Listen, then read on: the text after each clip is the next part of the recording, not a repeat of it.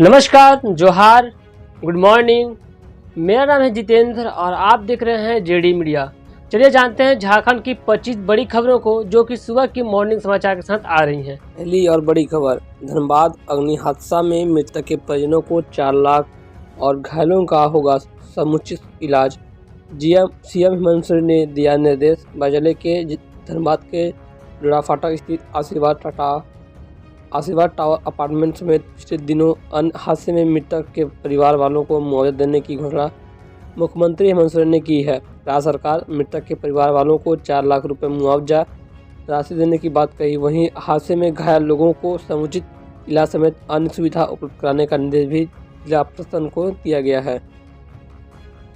तो वहीं बिरसा कृषि विश्वविद्यालय का 7वां दीक्षांत समारोह 2 फरवरी को आज होने वाला है। 1100 से अधिक स्टूडेंट को मिलेगी डिग्री।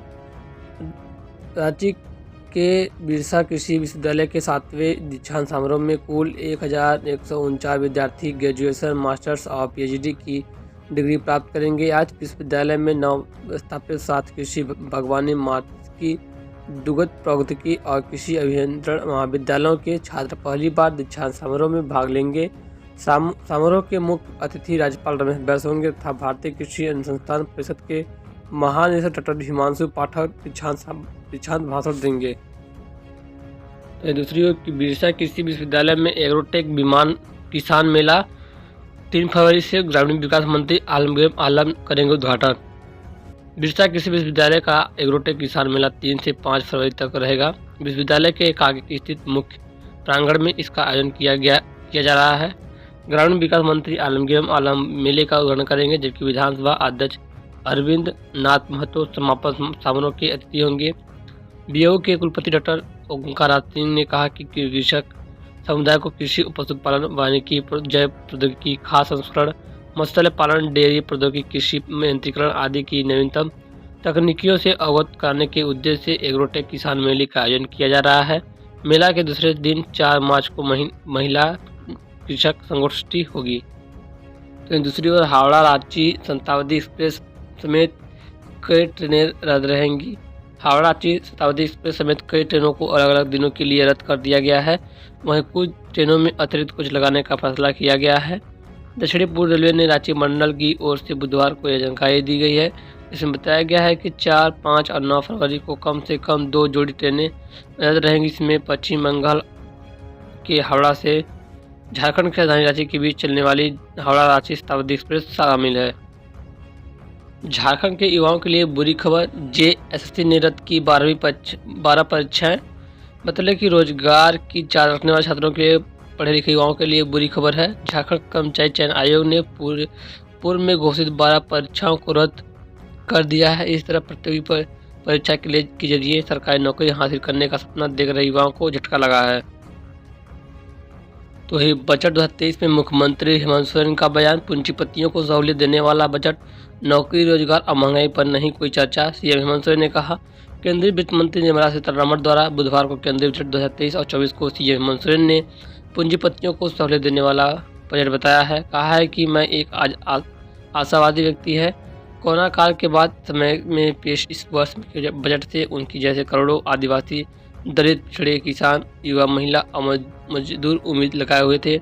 उम्मीद था कि स्वास्थ्य, शिक्षा, रोजगार जो कि कोरोना महामारी के समय सबसे ज़्यादा प्रभावित हुए थे, उसको लेकर विशेष प्रबंधन किए जाएंगे। हमें उम्मीद थी कि जीएसटी कंपनसेशन के लिए समय बढ़ाया जाएगा, लेकिन आशा के विपरीत शिक्षा, स्वास्थ्य एवं ग्रामीण भारत की जीवन रेखा मनरेगा के बजट में कटौती की गई है। तो दूसरी ओर बाबा नगरी में शिव बारात के रूप में 4 धाम मंदिर की दिखेगी झांकी। बदले कि देवघर स्थित कोविड के 2 साल बाद देवघर में महाशिवरात्रि के अवसर पर शिव बारात का आयोजन किया जा रहा है। महाशिवरात्रि महोत्सव समिति बाबा नगरी में निकलने वाली इस बारात को आकर्षक और यादगार बनाने में जुटी हुई है। सांसद डॉक्टर निशिकांत दुबे की देखरेख में भव्य बारात निकालने की तैयारी चल रही है। शिवरात्रि महोत्सव के अध्यक्ष अभिषेक आनंद झा लगातार बैठक कर तैयारियों की जानकारी ले रहे हैं। अध्यक्ष ने कार्यों के संपादन को लेकर अलग अलग कमेटी का भी गठन किया है। धनबाद अग्निकांड का जायजा लेने पहुंचे धनबाद के स्वास्थ्य मंत्री बन्ना गुप्ता। मृत 14 लोगों का हुआ अंतिम संस्कार। घायलों से मिले स्वास्थ्य मंत्री बन्ना गुप्ता। बतले कि धनबाद अग्निकांड में मृतक सभी 14 लोगों का बुधवार की रात अंतिम संस्कार हुआ। इस दौरान माहौल काफ़ी गमहीन था। हर कोई अपने सदस्य को खोने के गम में थे। इससे पहले बैंक मोड़ पुलिस ने कामकाजी कार्रवाई कर शवों को पोस्टमार्टम के लिए भेजा। देर शाम तक शवों के पोस्टमार्टम की प्रक्रिया पूरी हुई। इसके बाद शवों को एक एक करके उनके परिजनों को सौंपा गया।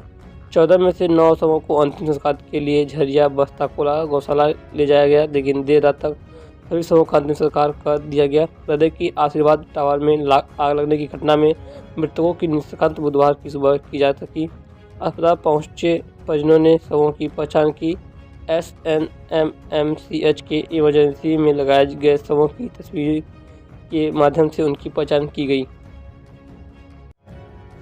धनबाद अग्निकांड का झारखंड हाईकोर्ट ने लिया स्वतः संज्ञान।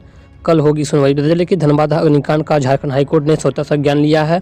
इस मामले की जानकारी 2 फरवरी इस मामले की सुनवाई 2 फरवरी को होगी। धनबाद की आशीर्वाद अपार्टमेंट में भीषण आग लग गई थी, जिसमें 14 लोगों की मौत हो गई और 1 दर्जन से अधिक लोग घायल हो गए। तो दूसरी ओर बात करें झारखंड के पारा शिक्षकों को लेकर के, झारखंड के 65 या पास शिक्षकों के लिए एक बड़ी खबर है कि अगले इस महीने के 10 तारीख के अंदर आप लोगों का मानदेय रिलीज कर दिया जाएगा। 4% मानदेय बढ़ा करके दिया जाएगा। उन पास शिक्षकों का मानदेय नहीं मिलेगा जो पारा शिक्षक का अभी तक प्रमाण पत्र सत्यापन नहीं हुआ है, और जो फर्जी पास शिक्षक पाए हैं उन पर सख्त कार्रवाई की जाएगी। ऐसा नोटिफिकेशन निकल के आ रहा है कि अब पास शिक्षकों का जो मानदेय 4% बढ़ाने का बात कही जा रही थी, अब उसे भी जारी कर दिया जाएगा। इस महीने से 4% मानदेय बढ़ करके आएगा। तो वहीं एक बड़ी अपडेट निकल के आ रही है। टैक्स पेयर बजट जारी कर दिया गया है। पता चले कि वित्त मंत्री निर्मला सीतारमण ने टैक्स पेयर्स को राहत दी है, लेकिन उनको जो फाइनेंशियल ईयर 23 और 24 में नया इनकम टैक्स सिस्टम चुनेंगे। पुराना टैक्स सिस्टम लेने वाले टैक्स पेयर्स पहले जैसे ही टैक्स देते रहेंगे। नया टैक्स सिस्टम चुनने वालों के लिए रिबेट की लिमिट 7 लाख रुपये तक कर दी गई है। पहले यह 5 लाख रुपये थी। बजट में सैलरीड क्लास को एक और राहत दी गई है। नया टैक्स सिस्टम में 50,000 रुपये का स्टैंडर्ड कंडीशन भी शामिल कर लिया गया है, यानी कि 7,50,000 7.5 लाख तक रुपए तक सैलरी पर कोई टैक्स लागू नहीं होगा। इसको ऐसा समझे कि 7.5 लाख रुपए सैलरी पर पहले 50,000 का स्टैंडर्ड डिडक्शन घटा दे, बचे 7 लाख रुपए, और 7 लाख रुपए में होते ही आप रिबेट के दायरे में आ जाएंगे और पूरी टैक्स छूट मिल जाएगी। तो दूसरी ओर डॉक्टर स्ट्रीम्स के अनुरूप मांग रहे थे स्टाइपेंड।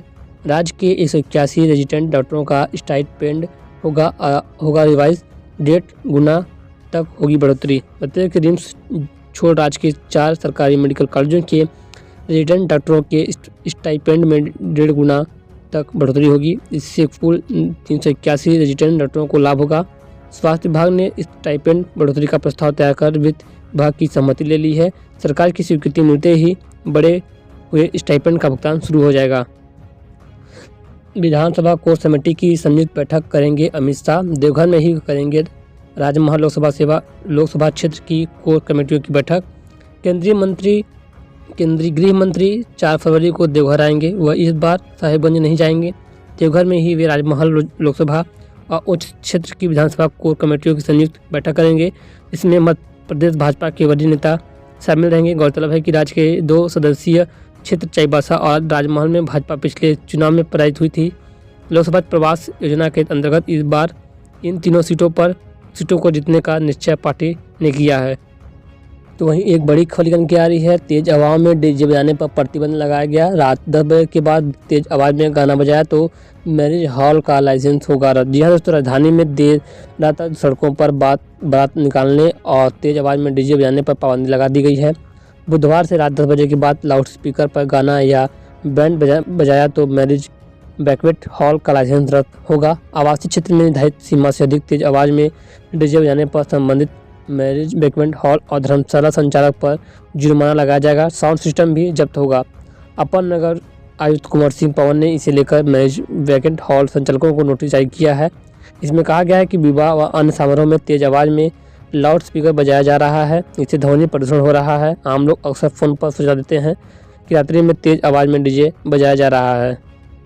तो दूसरी ओर टैक्स नहीं दिया तो भेजा जाएगा नोटिस। 2 सालों का होल्डिंग टैक्स नहीं देने वालों को भेजा जाएगा नोटिस।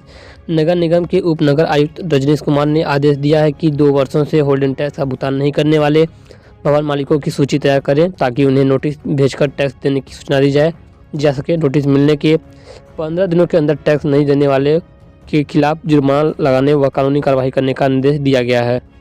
तो वहीं एक बड़ी खुशखबरी है, हेमंत सोरेन और अर्जुन मुंडा की सरकार गिराकर खुद बने सीएम। मनमोहन सिंह सरकार में क्यों याद नहीं आई 9वीं अनुसूची। बाबूलाल मरांडी ने कहा कि 1932 खतियान आधारित स्थानीयता नीति पर तत्काल विरोध तेज होती जा रही है। भाजपा विधायक दल के नेता बाबूलाल मरांडी ने मंगलवार को मुख्यमंत्री हेमंत सोरेन को फिर घेरा। कहा, मनमोहन सिंह की यूपीए सरकार में इन्हें 9वीं अनुसूची की याद क्यों नहीं आई। हेमंत सोरेन ने अर्जुन मुंडा की सरकार 1932 की खतियान आधारित स्थानीय और नियोजन नीति के नाम पर ही समर्थन वापस लेकर गिराई थी। तब वे राज्य के उप मुख्यमंत्री थे, इसके बाद वे खुद मुख्यमंत्री बने। दोस्तों फिलहाल खबरों में बस इतना ही। तो कुछ आज की तमाम बड़ी खबरें जो कि झारखंड से आज से उम्मीद खबर पसंद है, खबरों को शेयर कीजिएगा, लाइक कीजिएगा। चैनल पर पहली बार आए चैनल सब्सक्राइब बेल आइकन को प्रेस कर लीजिएगा।